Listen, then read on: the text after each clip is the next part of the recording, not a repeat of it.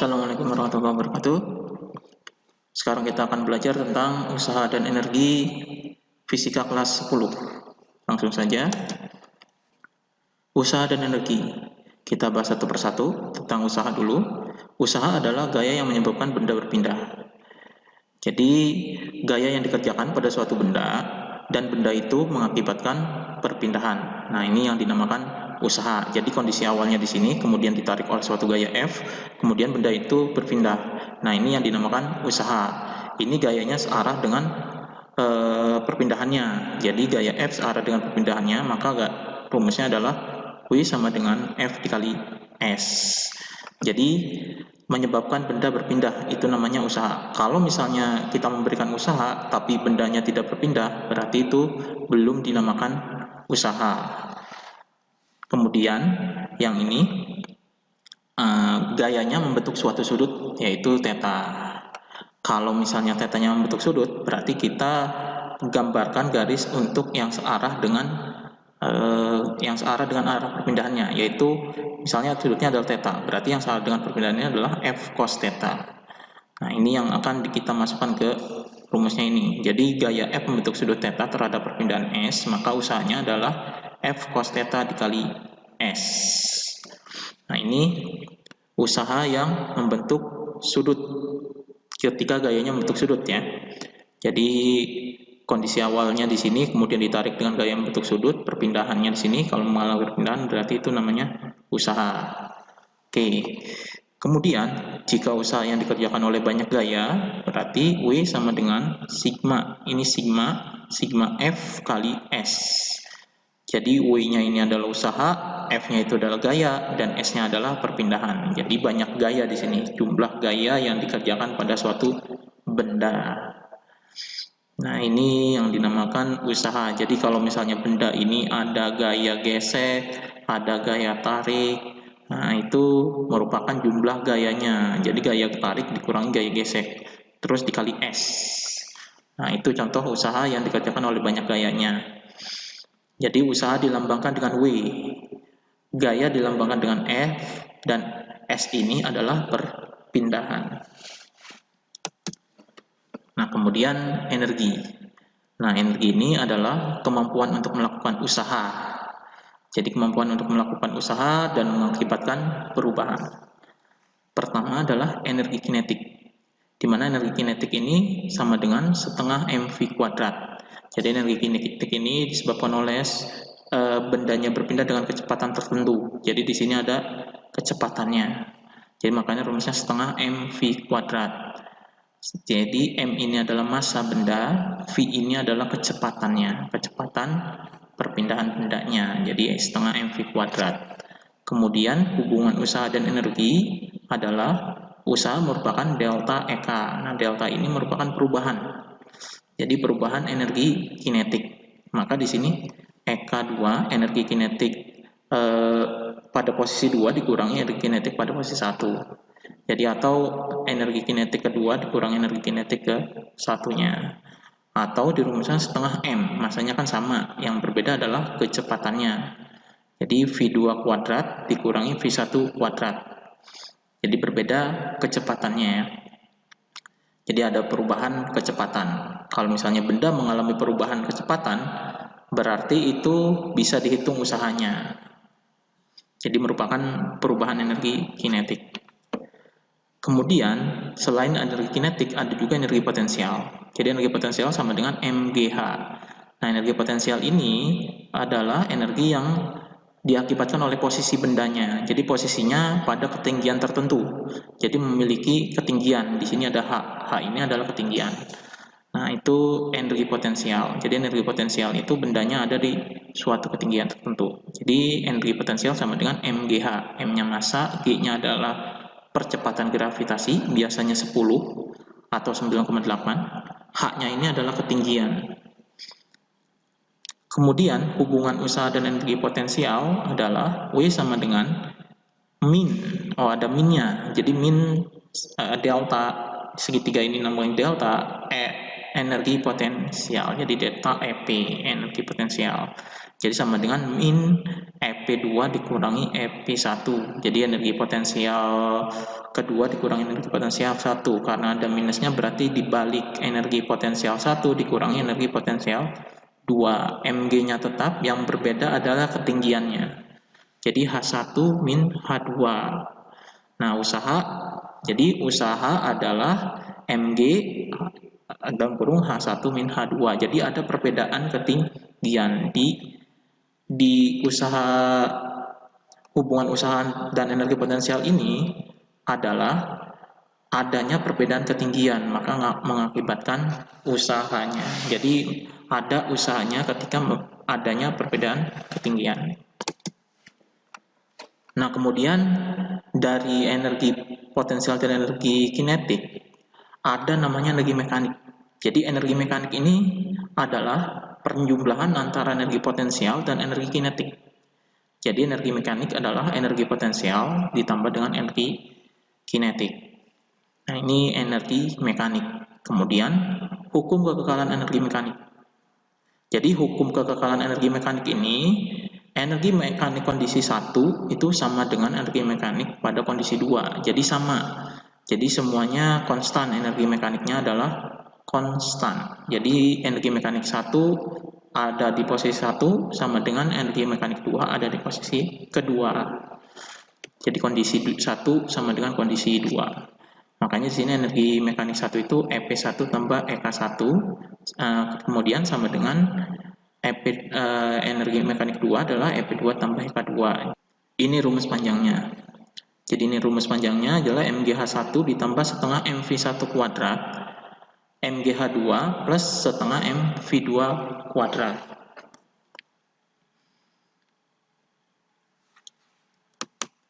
Kemudian terakhir kita bahas tentang daya. Daya ini adalah laju energi. Jadi perubahan energi setiap waktu. Daya itu. Atau daya ini sama dengan W per T. Usaha per waktu. Jadi W-nya ini usaha, T-nya itu waktu. Jadi daya itu dilambangkan dengan P. Power. P sama dengan W per T. Usaha per waktu. W-nya ini adalah F dikali S. Maka daya sama dengan F kali S per T. Nah, S per T-nya ini namanya kecepatan. Jadi makanya P sama dengan F sama dengan F dikali V. V-nya adalah kecepatan dari ini ya. Nah, ini rumus tentang daya. Jadi ada perubahan, rumusnya itu ada 3. W per T, P sama dengan F kali S per T, dan P sama dengan F kali V. F-nya gaya, V-nya kecepatan. Nah, ini saja materi tentang usaha dan energi. Kita bahas soal-soal yang berkaitan dengan usaha dan energi. Ini soal-soal tentang usaha dan energi. Yang pertama adalah seorang anak menarik mobil mainan dengan seutas tali dengan gaya tariknya 25 Newton. Mobilnya berpindah sejauh 8 meter. Nah, kalau ada perpindahan berarti melakukan usaha. Jadi sejauh 8 meter. Tentukan usaha yang dilakukan anak itu jika tali sejajar dengan jalan mendatar dan tali membentuk sudut 37 derajat terhadap jalan mendatar. Jadi anak ini menarik mobil mainan dengan tali. Nah, jadi F-nya 25 Newton, perpindahannya 8 meter. Yang ditanyakan adalah usahanya. Yang pertama, usaha talinya sejajar dengan jalan mendatar. Nah, ini mobilnya ditarik dengan F-nya lurus. Jadi lurus sesuai jalan mendatar. Jadi usahanya sama dengan F dikali S. Langsung saja ya, F dikali S, F-nya 25 dan S-nya 8. Jadi hasilnya adalah 200 Joule. Ini usaha pada jalan mendatar. Kemudian talinya membentuk sudut 37 derajat terhadap jalan mendatar. Ini gambarnya, jadi talinya itu ini membentuk sudut terhadap jalan mendatar, maka di sini ada F cos 37 supaya sejajar dengan jalan adalah dan sesuai dengan sejajar dengan perpindahannya F cos 37. Nah, ini akan kita gunakan di rumus ini. Jadi usahanya adalah F cos 37 dikali S. Cos 37 kita tahu di tabel trigonometri adalah 0,8 ya. 25 kali 0,8 dikali 8 sama dengan 160 joule. Jadi usaha yang dilakukan dengan tali membentuk sudut 160 joule. Lebih kecil ya dari usaha yang dilakukan dengan gerak lurus. Jadi ini usahanya besar karena sejajar dengan perpindahannya. Sedangkan kalau ini usahanya kecil karena ini membentuk sudut. Jadi ditariknya membentuk sudut 30 derajat terhadap arah mendatar. Jadi usahanya 160 joule. Nomor 2, berapakah usaha yang diperlukan oleh seorang pelari jarak pendek masanya 70 kg untuk mempercepat larinya dari kondisi diam sampai 1,8 meter per second. Jadi ada massa dan ini 1,8 meter per second ini kecepatannya. Nah, jadi yang dilakukan usaha, berarti usaha ada kecepatan. Nah, berarti usaha di sini adalah perubahan energi kinetik ya. Jadi massanya 70, F1-nya 0 karena awalnya adalah dari kondisi diam, maka F1-nya V1-nya 0. Jadi dari kondisi diam. V2-nya sama dengan 1,8 meter per second. Jadi yang ditanyakan adalah usaha.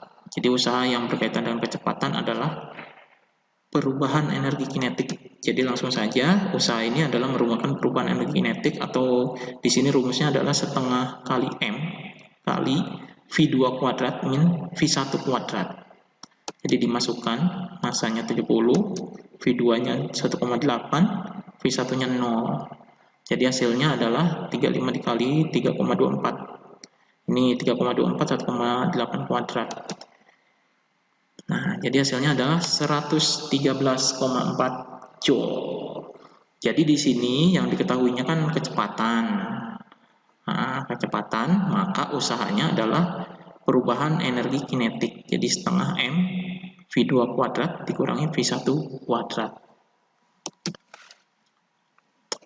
Kemudian nomor 3, sebuah mobil bermassa 1000 kg sedang melaju pada kecepatan ini. Ini kecepatan 12 meter per second. Nah, setelah pengereman dilakukan, mobil menempuh jarak 15 meter sebelum berhenti. Jadi mobil itu mengerem, ketika mengerem itu masih berjalan, jadi menempuh jarak 15 meter sebelum akhirnya berhenti.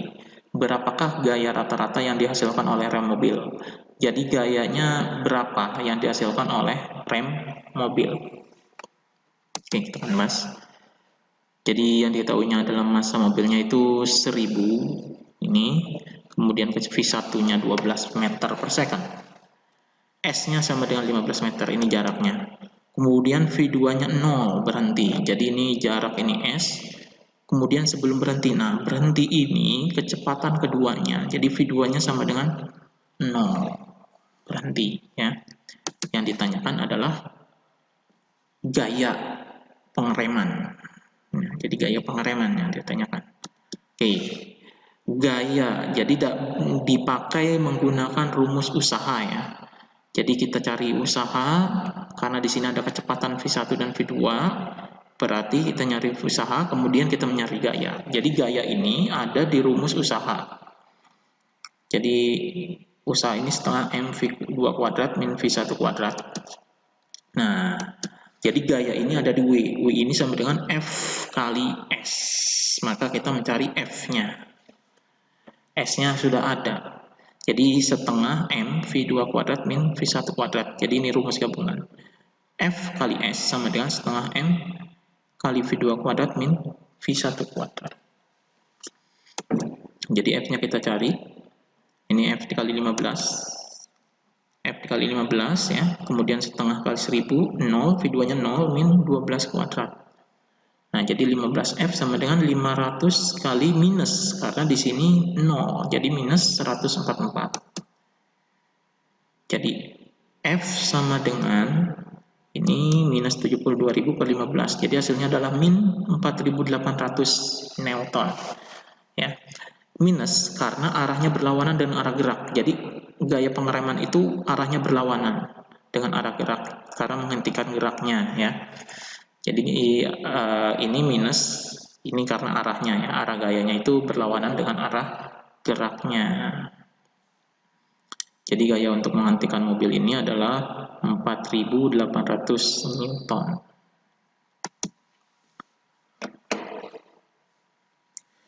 Kemudian nomor 4, suatu saat speedometer sebuah mobil bermasa 1.200 kg menunjuk ke angka 108.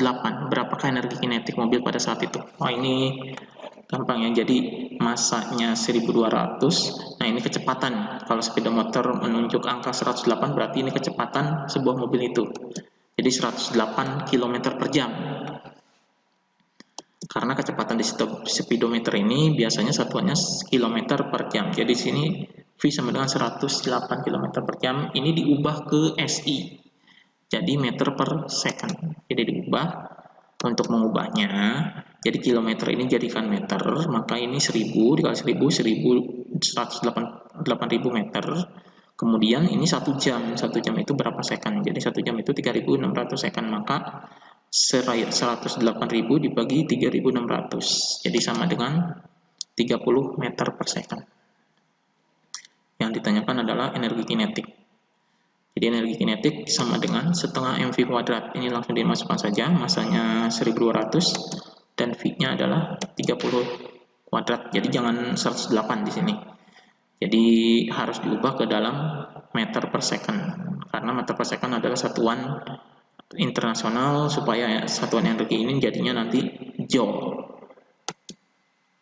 Nah, jadi hasilnya adalah 540.000 joule. Jadi mobil bergerak dengan energi 540.000 joule atau 540 kilojoule. Jadi ini jadikan kilo, dibagi 1000 karena 1 kilo itu 1000. Jadi dibagi 1000, 540 kilojoule.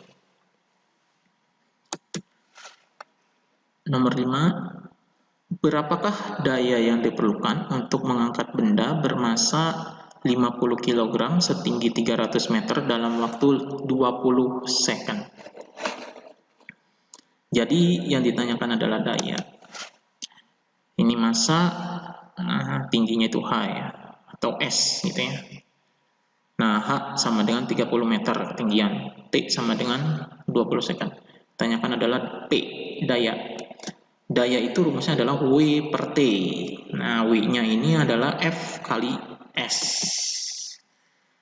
Nah, ini. Jadi P sama dengan F dikali S. Nah, F-nya ada. F-nya tidak diketahui, maka kita cari dulu F-nya. Nah, F-nya adalah gaya berat. Jadi M kali G ya. Karena itu di ketinggian tertentu ya, jadi M kali G masanya, jadi kali gravitasi untuk gayanya, jadi gaya berat sama dengan 500 Newton. Nah, kemudian P sama dengan F kali S per T. S-nya ini itu sama dengan H atau ketinggian, karena ini perpindahannya adalah ketinggian secara vertikal, jadi sama dengan 30 meter. Jadi untuk mengangkat setinggi 30 meter ya S-nya adalah perpindahannya gitu. Jadi dayanya adalah 500 dikali 30 per 20. Jadi 750 watt atau 750 W. Satuannya itu watt. Daya itu satuannya watt. Ini nomor 6. Perhatikan gambar berikut. Jadi ini bolanya itu jatuh ya. Jadi dari ketinggian tertentu jatuh. Nah, suatu partikel dengan massa 1 kg didorong dari permukaan meja. Jadi ini didorong dari permukaan meja hingga kecepatan pada saat lepas dari bibir. Jadi di sini kecepatannya 2 meter per second. Jika G sama dengan 10 meter per second kuadrat, maka berapakah energi mekanik pada saat ketinggian dari tanah 1 meter? Jadi energi mekanik di sini, bukan di sini. Nah, energi mekanik ini sama. Jadi semuanya sama energi mekanik ini, ya. Kita bahas saja. Jadi kita bahas itu massanya 1, gitu ya. Kemudian kecepatan pertama adalah 2 meter per second, G-nya 10 meter per second. H1-nya 2 meter dan H2-nya adalah 1 meter. Jadi yang ditanyakan energi mekanik. Nah, kita akan bahas di sini. Nah, ini kondisinya adalah di sini.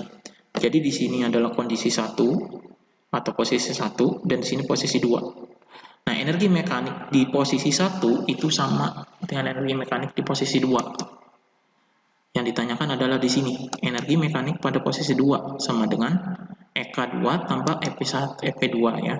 Nah, gini. EK2 ditambah EP2. Nah, sedangkan di sini V2-nya ini tidak diketahui.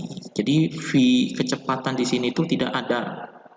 Maka untuk mencari ini akan sulit karena di sini tidak ada. Maka karena energi mekanik itu sama, berarti kita pakai saja energi mekanik 2 sama dengan energi mekanik 1. Di sini energi mekanik 1 sama dengan energi mekanik 2. Jadi energi mekanik 2 sama dengan setengah mv1 kuadrat plus setengah mgh1. Jadi pakai ini aja. Karena kecepatan yang pertama itu ada. Kecepatan yang kedua nggak ada. Berarti kita pakai yang ini. Kecepatan yang ke-1. Jadi dimasukkan. Nah, ini energi mekanik 2 setengah mv1 kuadrat plus mgh1. Jadi dimasukkan saja. Hasilnya adalah, jadi V1-nya itu 2, jadi 2 kuadrat. Ketinggian pertamanya adalah 2 ketinggiannya. Kalau tadi ketinggian keduanya 1. Ini yang dipakai adalah pada posisi 1 itu sama dengan energi mekanik pada posisi 2, yaitu 22 Joule. Jadi kalau misalnya di sini tidak ada, ya pakai energi yang mekanik yang di posisi 1, karena sama energi mekanik di segala posisi ini sama. Lanjut, nomor berikutnya adalah ini. Sebuah buku yang masanya 1 kg jatuh dari apartemen. Jadi bukunya jatuh dari apartemen.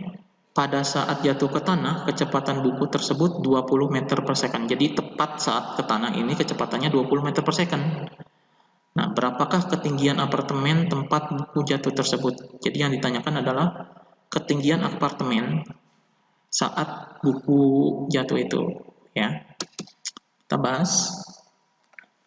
Ini masanya 1 kg, ini 1 kg.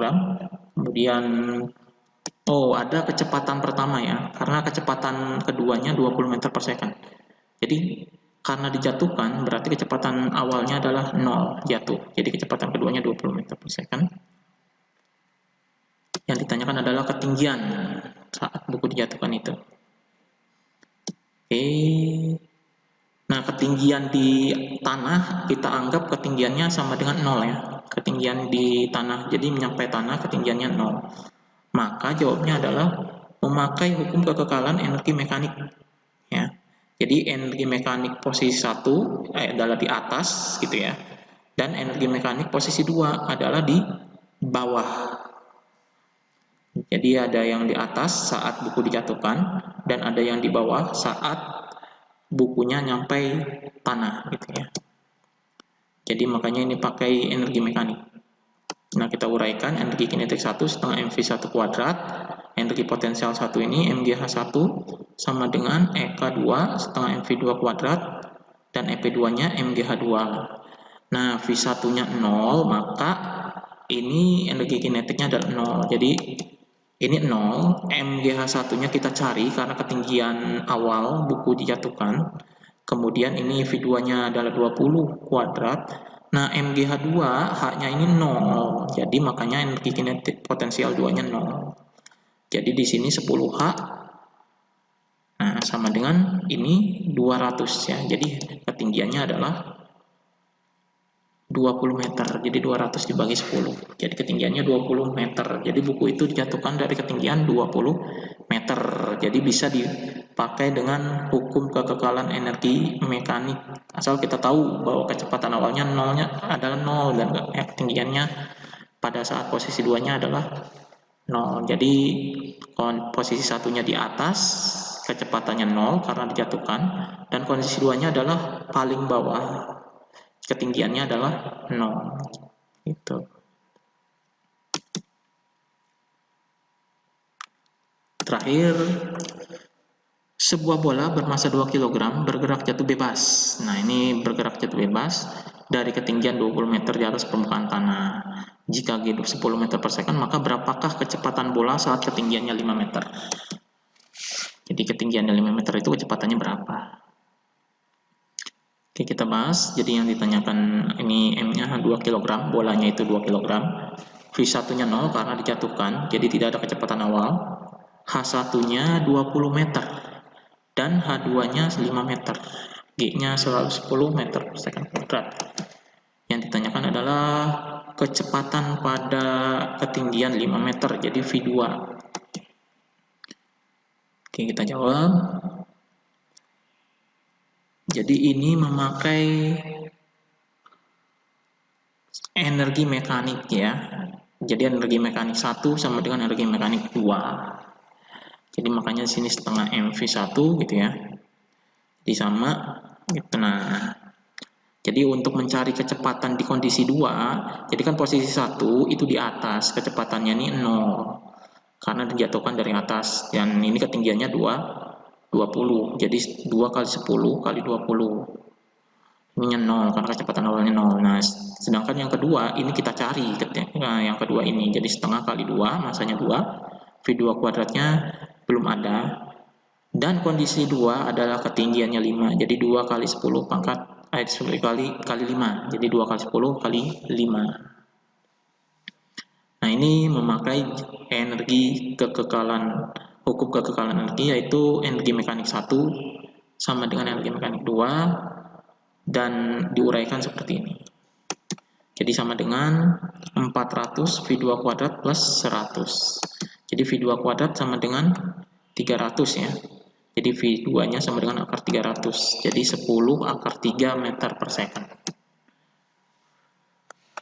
Nah, ini contoh-contoh tentang usaha dan energi. Demikian materi tentang usaha dan energi ini.